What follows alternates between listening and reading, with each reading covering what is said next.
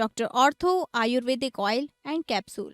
अब दर्द भी घुटने टेकेगा। यूपी सरकार में कैबिनेट मंत्री और सुहेलदेव। भारतीय समाज पार्टी के अध्यक्ष ओम प्रकाश राजभर ने अखिलेश यादव पर साधा निशाना। कहा, छात्र आंदोलन के दौरान अखिलेश की ताकत घटी। यादव और मुसलमान सपा से कर रहे हैं किनारा। राजभर ने लगाया आरोप, अखिलेश सरकार में नकल कराने और नौकरियां बेचने का होता था काम। लखनऊ में उप मुख्यमंत्री ब्रजेश पाठक के सरकारी आवास का घेराव। ग्राम पंचायत अधिकारी भर्ती 2023 के अभ्यर्थियों ने किया घेराव।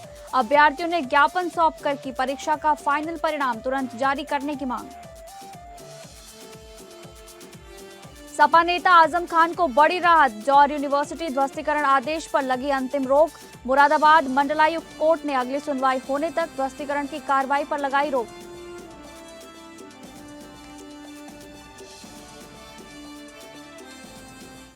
नमस्कार, मैं हूं आपके साथ शालिनी राणा और आप सभी का इस बुलेटिन में बहुत बहुत स्वागत है। इस बुलेटिन में हम चर्चा करेंगे उत्तर प्रदेश से जुड़ी खबरों पर, जहां सबसे पहली खबर अंबेडकर नगर से है।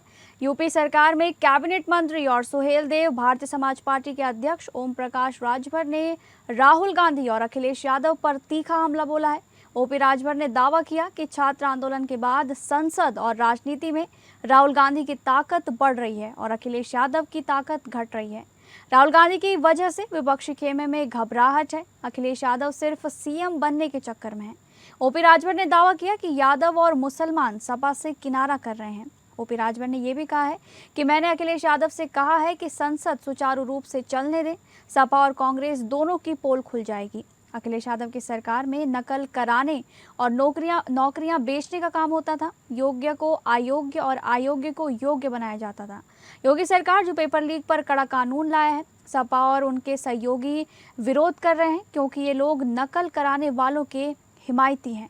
ओपी राजभर ने सीजेपी के अभिजीत दिप के बयान का हवाला देते हुए कहा कि राजनीतिक नेताओं के साथ अराजक तत्व घुस आए थे। इन्हीं अराजक तत्वों ने पथराव किया, जिसके बाद पुलिस को लाठी चार्ज करना पड़ा। आजम खान की पत्नी के बयान की जौहर यूनिवर्सिटी तोड़े जाने के आदेश के बावजूद उन्होंने कहा कि अखिलेश यादव और उनकी पत्नी डिंपल यादव के रामपुर न जाने के सवाल पर उन्होंने ये कहा कि अखिलेश यादव मुसलमानों को अपना गुलाम समझते हैं। वे मानते हैं कि मुसलमान उन्हें छोड़कर कहाँ जाएगा। जौहर यूनिवर्सिटी को लेकर अखिलेश यादव खुद चाहते थे कि ये मामला उलझा रहे। अखिलेश जी तो जानते हैं कि जितने मुसलमान हैं सब हमारे गुलाम हैं, जितने विधायक सांसद हैं सब मुसलमान उनके गुलाम हैं। कोई भी किसी जाति का सांसद विधायक उसकी औकात नहीं है कि अखिलेश के सामने बोल दे। क्यों जाएंगे? आप लोग पीछे पीछे भागते हो। खुदा उसी की मदद करता है जो खुद अपनी मदद के लिए तैयार होता है। आप उम्मीद करते हो जो अखिलेश जी से आप खड़े हो, मुसलमान को घेरो, खबरदार। ये कभी नहीं जाएंगे अखिलेश जी। ये खाली छटपटा रहे कि मुख्यमंत्री बन जाएं और नौकरी जो है हम बेचें, रुपया कमाएं। अगली खबर का रुख करेंगे, जहां पर लखनऊ में उत्तर प्रदेश अधीनस्थ सेवा चयन आयोग के अंतर्गत ग्राम पंचायत अधिकारी भर्ती 2023 के अभ्यर्थियों ने उप मुख्यमंत्री ब्रजेश पाठक के राजभवन कॉलोनी स्थित सरकारी आवास का घेराव किया। प्रदेश के विभिन्न जिले जैसे सहारनपुर, बांदा, झांसी और कुशीनगर से आए इन युवाओं ने अपनी मांगों को लेकर उप मुख्यमंत्री के आवास के बाहर मानव श्रृंखला बनाकर शांतिपूर्ण प्रदर्शन किया और ज्ञापन भी सौंपा है। अभ्यर्थियों की मुख्य मांगे हैं कि परीक्षा का फाइनल परिणाम तुरंत जारी किया जाए।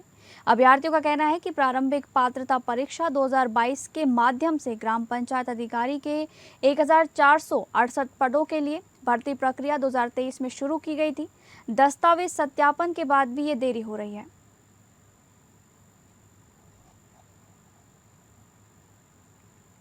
अगली खबर, आजाद अधिकार सेना के राष्ट्रीय अध्यक्ष अमिताभ ठाकुर ने आज Uttar Pradesh governance assessment project 2027 यानी यूपी जीएपी 2027 का परियोजना घोषणा पत्र जारी करते हुए कहा कि इसके माध्यम से यूपी के 2 लगातार मुख्यमंत्री के कार्यकाल की समीक्षा की जाएगी। उन्होंने कहा कि वर्ष 2027 के उत्तर प्रदेश विधानसभा चुनाव के दौरान विभिन्न राजनीतिक दल अपने अपने शासनकाल की उपलब्धियों और एक दूसरे की कमियों के दावे करेंगे। ऐसे समय में मतदाताओं के समक्ष इन दावों का रूल ऑफ लॉ यानी कि विधि के शासन के दृष्टिकोण से प्रमाण आधारित, निष्पक्ष और ईमानदार विश्लेषण भी उपलब्ध होना चाहिए। अमिताभ ठाकुर ने कहा कि एक राजनीतिक दल के रूप में आज़ाद अधिकार सेना इसे अपना लोकतांत्रिक दायित्व मानती है कि जनता के समक्ष शासन से जुड़े तथ्य सरल, संतुलित और प्रमाण आधारित रूप में रखे जाएं।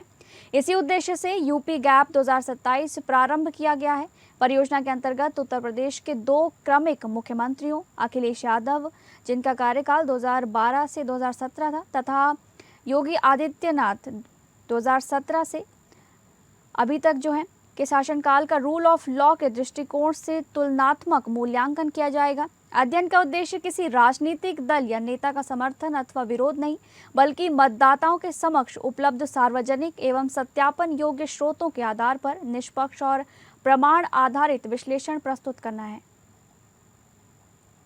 रूल ऑफ लॉ के संबंध में किए जा रहे परस्पर विरोधी दावों के क्रम में आगामी विधानसभा चुनावों के मद्देनजर आज़ाद अधिकार सेना रूल ऑफ लॉ के संबंध में उत्तर प्रदेश जीएपी प्रोजेक्ट के माध्यम से 2 क्रमिक मुख्यमंत्री श्री अखिलेश यादव और श्री योगी आदित्यनाथ के कार्यकालों की समीक्षा करेगा, जिसमें कुल 10 पुस्तिकाओं के माध्यम से रूल ऑफ लॉ से जुड़े समस्त तथ्यों का तुलनात्मक अध्ययन प्रस्तुत किया जाएगा।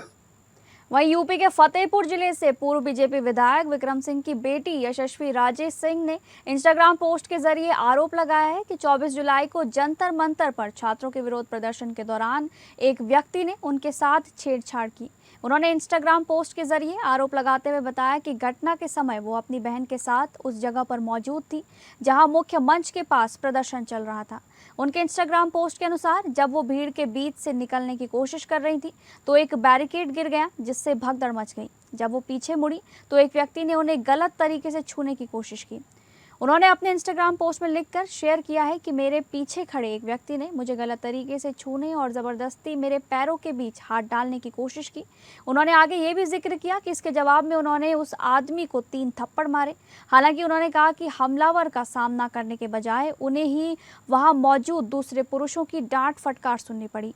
यशस्विनी का आरोप है कि एक पुरुष वॉलंटियर ने वहां मौजूद होने के लिए उन पर बार बार चिल्लाया, जबकि एक दूसरे वॉलंटियर ने घटना को ये कहकर टाल दिया कि ऐसी गलतियां तो होती रहती हैं। वहीं जब इस बारे में बीजेपी के पूर्व विधायक विक्रम सिंह से फोन के जरिए बातचीत की तो उन्होंने इस घटना की जानकारी होने से इनकार कर दिया।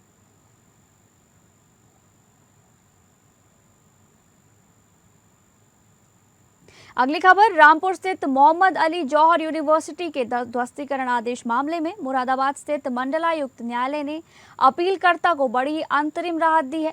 अपीलकर्ता पक्ष ने रामपुर विकास प्राधिकरण यानी कि आरडीए द्वारा त्वरित ध्वस्तीकरण की आशंका जताते हुए स्थगन यानी कि स्टे की मांग की थी। नियमित सुनवाई 28 जुलाई को प्रस्तावित थी, लेकिन स्थानीय अधिवक्ता के निधन के कारण कार्य स्थगित रहने की संभावना को देखते हुए त्वरित सुनवाई का अनुरोध किया गया है। अदालत ने संवेदनशीलता और न्याय हित को ध्यान में रखते हुए अपील की ग्राह्यता यानी कि एडमिशन पर अगली सुनवाई होने तक ध्वस्तीकरण की कार्यवाही पर रोक लगा दी है। डीजीसी रेवेन्यू मंडल दिनेश चौहान ने कहा कि ये केवल एक अंतरिम रोक है और याचिका के गुण दोष पर मुख्य सुनवाई अभी बाकी है। इससे पूर्व 20 जुलाई को याचिका दाखिल कर 21 जुलाई को शीघ्र सुनवाई का प्रार्थना पत्र दिया गया था। राज्य सरकार व आरडीए न्यायालय के समक्ष अपने साक्ष्य प्रस्तुत करने के लिए पूरी तरह तैयार है। आज जो है उनके द्वारा एक एप्लीकेशन ये दी गई कि दिनांक 28 जुलाई को शायद हड़ताल रहे, क्योंकि एक अधिवक्ता महोदय का निधन हो गया है, और उनके द्वारा ये शंका व्यक्त की गई कि आरडीए कभी भी ध्वस्तीकरण कर सकता है, इसलिए इसके एप्लीकेशन की आज ही सुनवाई कर ली जाए और अगली सुनवाई होने तक इसमें कोई ध्वस्तीकरण ना किया जाए। ये न्यायालय में पेश की गई और न्यायालय द्वारा इस पर सुनवाई करते हुए केवल अग्रिम सुनवाई तक आरडीए का आदेश स्थगित किया है। कोई मेरिट में सुनवाई नहीं हुई है अभी।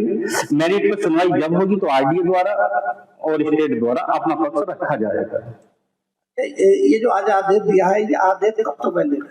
ये केवल एडमिशन की सुनवाई तक, जो भी एडमिशन की सुनवाई होगी तब तक के लिए वैलिड है। उसके बाद जो भी एडमिशन का अंतिम आदेश न्यायालय का वो होगा तो वो मान्य होगा। यूपी के फतेहपुर में भ्रष्टाचार निवारण संगठन यानी कि एंटी करप्शन की प्रयागराज इकाई ने बड़ी कार्रवाई करते हुए स्थानीय निधि लेखा परीक्षा विभाग के एक वरिष्ठ लेखा परीक्षक को 1 लाख रुपए की रिश्वत लेते हुए रंगे हाथ गिरफ्तार किया है। आरोपी पर इंटर कॉलेज की भूमि अधिग्रहण से मिले धन से कराए गए निर्माण कार्य के ऑडिट के एवज में रिश्वत मांगने का आरोप लगाया गया है। भ्रष्टाचार निवारण संगठन की प्रयागराज इकाई ने शिकायत के आधार पर जाल बिछाकर कार्रवाई की, जहां निरीक्षक अंजलि यादव के नेतृत्व में टीम ने जिला विद्यालय निरीक्षक कार्यालय के सामने समर चाट भंडार के पास से स्थानीय निधि लेखा परीक्षा विभाग फतेहपुर में तैनात वरिष्ठ लेखा परीक्षक रविंद्र प्रताप सिंह को 1 लाख रुपए की रिश्वत लेते हुए रंगे हाथ गिरफ्तार कर लिया है। शिकायतकर्ता अभय प्रताप सिंह ने आरोप लगाया था कि इंटर कॉलेज की भूमि अधिग्रहण के नेशनल हाईवे से प्राप्त धनराशि से कराए गए निर्माण कार्य के ऑडिट के बदले आरोपी रिश्वत की मांग कर रहा था। ट्रैप कार्रवाई के बाद आरोपी के खिलाफ भ्रष्टाचार निवारण अधिनियम के तहत विधिक कार्रवाई की जा रही है।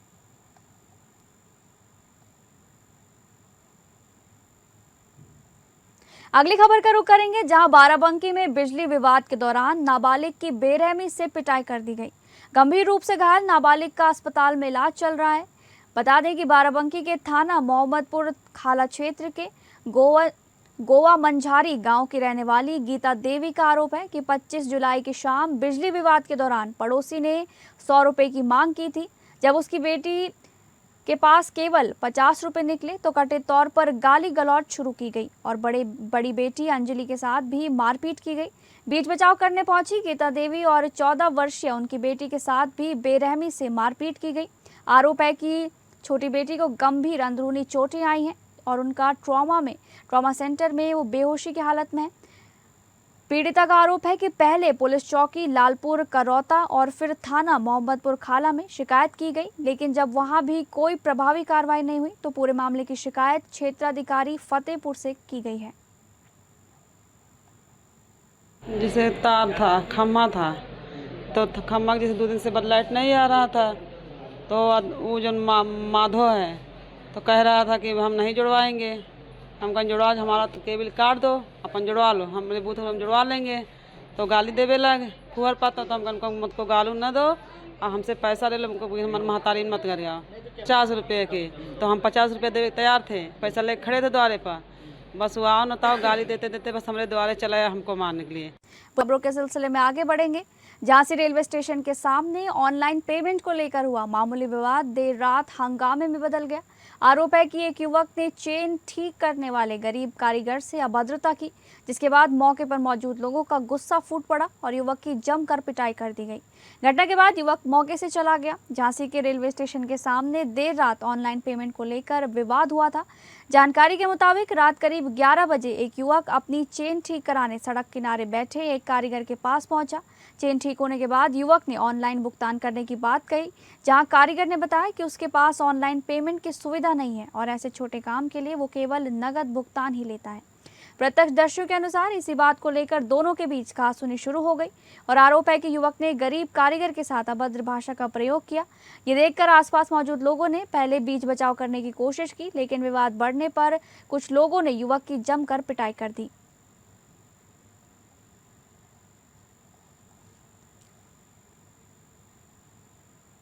अगली खबर का रुख करेंगे, जहां पर सिकंदराबाद में जीटी रोड स्थित बिलसूरी फ्लाईओवर पर तड़के उरई डिपो की रोडवेज बस ईंटों से भरी ट्रैक्टर ट्रॉली से पीछे से टकरा गई।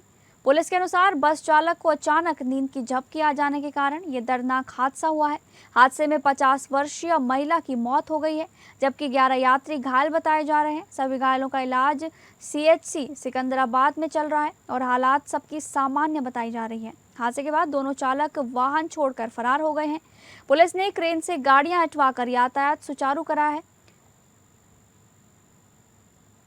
तो ट्रक इधर से वो आ रही तो बस आ रही थी, तो इधर से ट्रक वो ऐसे मुड़ा लो जी नींद में, तो जाने एकदम उसी के ऊपर चढ़ा दी, तो वो गिर गई होंगी का, तो सारी ईंटें इसमें आ गई थी, अंदर घुस गई थी, तो शीशा ऐसा चू रही तो उसमें दब गई पीछे। जिनकी नींद में तो जिनकी मौत हुई है कौन है?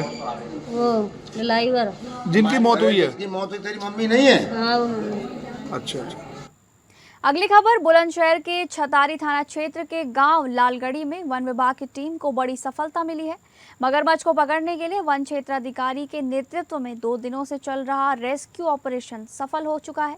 2 दिन कड़ी मशक्कत करने के बाद वन विभाग की टीम ने मगरमच्छ को पकड़ लिया है। गांव किनारे पोखर में मगरमच्छ को लेकर ग्रामीणों में दहशत का माहौल था। ग्रामीणों के द्वारा सूचना मिलने के बाद वन विभाग की टीम ने मगरमच्छ को पकड़ने के लिए पोखर में जाल लगाया था। 2 दिन कड़ी मशक्कत करने के बाद वन विभाग की टीम ने बड़ी सफलता हासिल की है। मगरमच्छ को पकड़ने के बाद वन क्षेत्राधिकारी आदित्य सिंह ने लोगों से अपील की है कि अगर इस तरह का कोई भी जानवर दिखाई दे तो तुरंत वन विभाग को सूचना दें।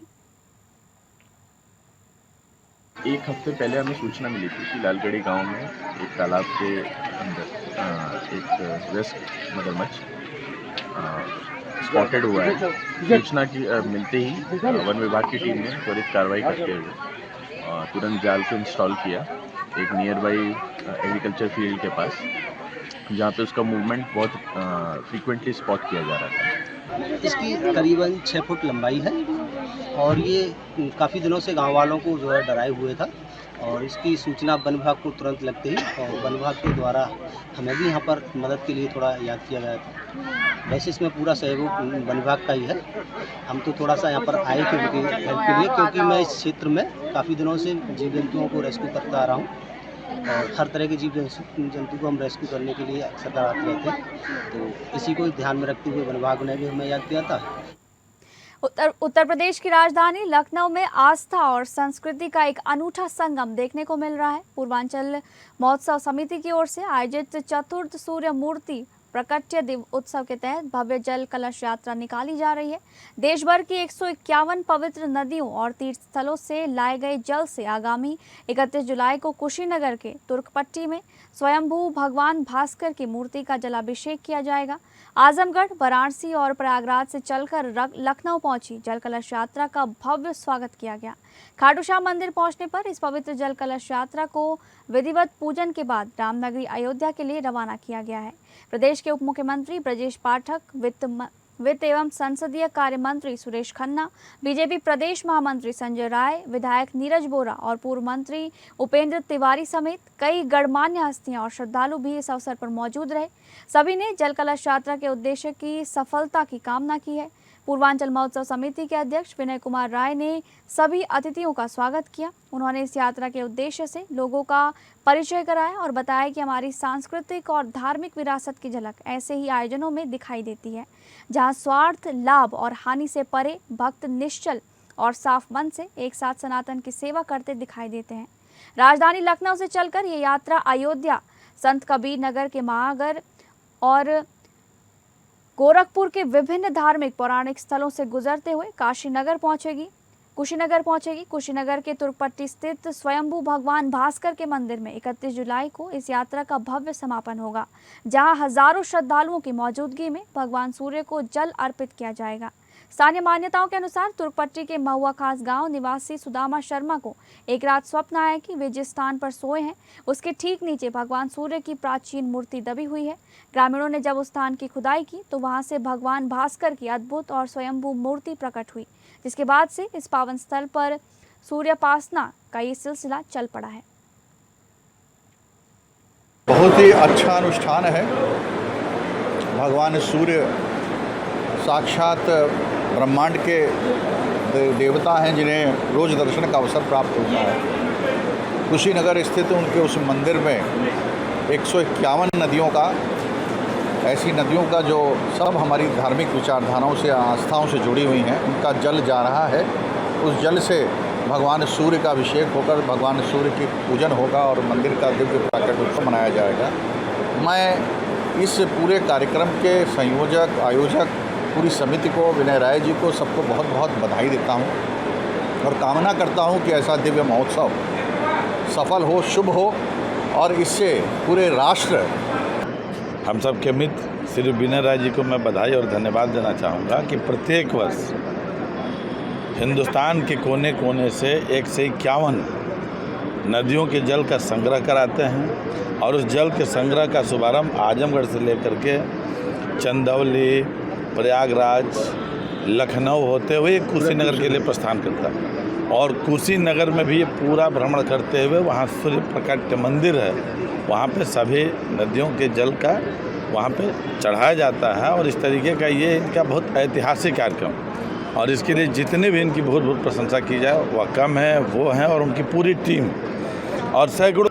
भगवान सूर्य के देश भर में बहुत ही कम मंदिर हैं और कुशीनगर ज़िले में जो भगवान सूर्य का मंदिर है तुरपट्टी ग्राम सभा में, वह पौराणिक है, ऐतिहासिक है और भगवान सूर्य के प्रकटोत्सव के रूप में आदरणीय विनय राय जी और उनकी पूरी टीम जिस प्रकार से लगातार काम कर रही है, लगातार पिछले 4-5 वर्षों से पूरे देश से 151 नदियों का जल एकत्रित करना। सबसे बड़ी बात है कि ये धार्मिक आस्था इसके पीछे तो ही है, लेकिन नदियों के जल को इकट्ठा किया गया, उसके पीछे एक सोच है कि हम जल को जीवन मानते हैं और ख़ास तौर से नदियों को अपनी माँ का हम दर्जा देते हैं। लेकिन जो नदियों की स्थिति वर्तमान समय में बड़ी ही विकट और बड़ी ही भयावह है। तो ख़ास तौर से नदियाँ अतिक्रमण की शिकार हैं, गंदगी की शिकार हैं और हम लोग जो समाज में रहने वाले हैं हर काम या तो सरकार पर छोड़ देते हैं या दूसरे पर दोषारोपण कर देते हैं। मुझे लगता इसी कड़ी में पूर्वांचल महोत्सव समिति के तत्वाधान में चतुर्थ सूर्य मूर्ति प्राकट्य उत्सव यात्रा दूसरे दिन सोमवार को प्रयागराज पहुंची, जहां सिविल लाइन स्थित हनुमान मंदिर परिसर में उत्तर प्रदेश के उप मुख्यमंत्री केशव प्रसाद मौर्य ने वैदिक मंत्रोच्चार के बीच पूजा अर्चना कर भगवा ध्वज दिखाकर यात्रा को आगे के लिए रवाना किया। इस दौरान उन्होंने यात्रा के साथ चल रहे देश की 151 पवित्र नदियों के जल कलशों का विधिवत पूजन किया और आयोजन समिति के प्रयासों की सराहना की।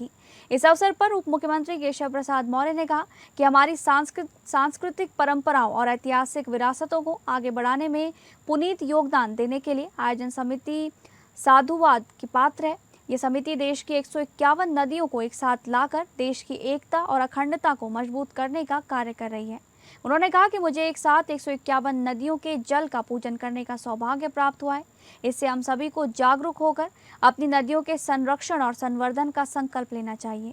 पूर्वांचल महोत्सव समिति के अध्यक्ष विनय राय ने डिप्टी सीएम केशव प्रसाद मौर्य के प्रति आभार जताते हुए कहा कि हमारा उद्देश्य नदियों के संरक्षण के साथ प्रदेश की ऐतिहासिक विरासतों को सबके सामने लाना है। इसी क्रम में ये यात्रा जारी है। इससे पूर्व यात्रा मिर्जापुर स्थित मां विंध्यवासिनी धाम पहुंची थी, जहां श्रद्धालुओं ने दर्शन पूजन किया था। इसके बाद गंगा नदी से पवित्र जल भरकर बड़े श्रृंगारी श्री शिवाजी महाराज एवं आयोजन समिति के अध्यक्ष विनय राय ने वैदिक मंत्रोच्चार के बीच कलश पूजन कराया। धार्मिक अनुष्ठानों के उपरांत यात्रा प्रयागराज पहुंची। गौरतलब है कि 26 जुलाई को इस यात्रा का शुभारंभ आजमगढ़ के तमसा और सिलानी नदी संगम स्थित चंद्रमा ऋषि आश्रम से हुआ था। यात्रा का उद्देश्य सनातन संस्कृति, नदियों के संरक्षण और राष्ट्रीय एकता का संदेश जन जन तक पहुंचाना है। उत्सव समारोह के लिए जो 151 पवित्र नदियों का जल श्री विनय राय जी तमाम पूज्य आचार्यगणों और तमाम भक्तगणों को साथ में लेकर के निकाल रहे हैं। आज शेषराज प्रयाग के हनुमंत निकेतन धाम से यह रथ आगे बढ़ रहा है और मैं सौभाग्यशाली समझता हूं कि मुझे इसको प्रस्थान करवाने के लिए और पताका दिखाने का, झंडे दिखाने का अवसर मिला है। मैं इस यात्रा की सफलता की भगवान से प्रार्थना करता हूं और संयोग अच्छा है कि मैं पिछले वर्ष भी इस कार्यक्रम का हिस्सा रहा और इस वर्ष भी हिस्सा बन पाया, तो मैं तो बहुत बहुत बधाई देता हूं। बहुत अच्छा प्रयास है, धन्यवाद। तो फिलहाल इस बुलेटिन में बस इतना ही। नमस्कार।